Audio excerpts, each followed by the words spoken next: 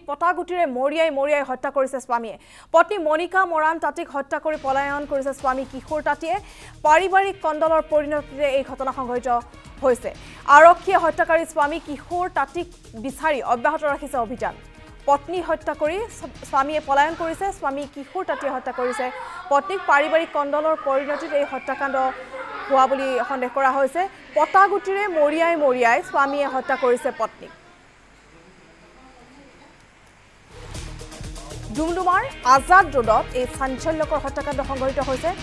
স্বামীয়ে পত্নী হত্যা কৰিছে পত্নী হত্যা স্বামী পলাতক পত্নী মনিকা মৰাণ তাঁতীক হত্যা কৰিছে স্বামী কিশোৰ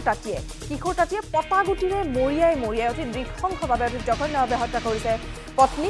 আৰক্ষী হত্যাকাৰী স্বামী কিশোৰ তাঁতীক বিচাৰি অভিযান অব্যাহত ৰাখিছে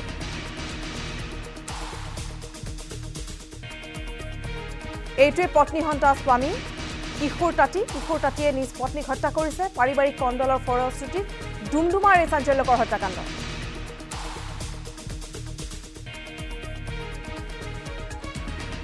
দিনটো ঠিকে আছে পাপাই মাৰ লগত ফুৰিব গ'ল টাউনলৈ আহিলে ভালকৈ চব হৈ আছে পাপাৰ মানে হেবিটটো এটাই আছিলে তেখেতৰ বেয়া হেবিট মাক সন্দেহ কৰে যাৰ লগত হ'লেও মানে সন্দেহ কৰে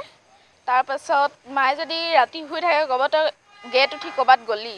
কাবাক তই লগ কৰিলি মানে মাক টৰ্চাৰ কৰিলে বহুত টৰ্চাৰ কৰিলে কিয় দি মাৰিলে শিলপাতাৰ পাথৰ দি মাৰ কি নাম আছিল মনিকা তাঁতী দেউতাৰ কি নাম আছিল কিশোৰ তাঁতী দেউতা কি কৰি আছিল পাপা আগতে ইলেক্ট্ৰিচিটি বৰ্ডৰ হেড ক্লাৰ্ক আছিলে মাক মাৰিবলগীয়া একো ৰিজন নাই মায়ে আজিলৈ পাপাক একো কমি দিয়া নাই যি লাগে পাপাক সেইটোৱে কিনি দিছে নিজে নাখায় মায়ে পাপাক কিনি দিছে নিজে নিপিন্ধি পাপাক দিছিলে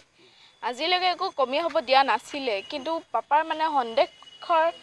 যোনটো হেবিট আছিলে সেইটোৰ কাৰণে আজি মায়ে আজি নাইকিয়া হ'ল